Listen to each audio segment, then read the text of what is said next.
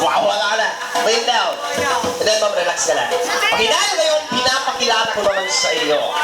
Ayan na siya. Cool. Okay, now, this is Bindi. Okay, our Palawan bear cat, also known as a Binturong. Okay, now, these guys can reach like from massive 6 feet long from head to tail. But it's only a tail. Buntot lang yan.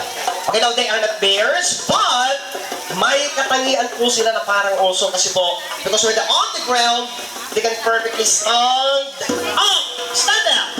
Just like that.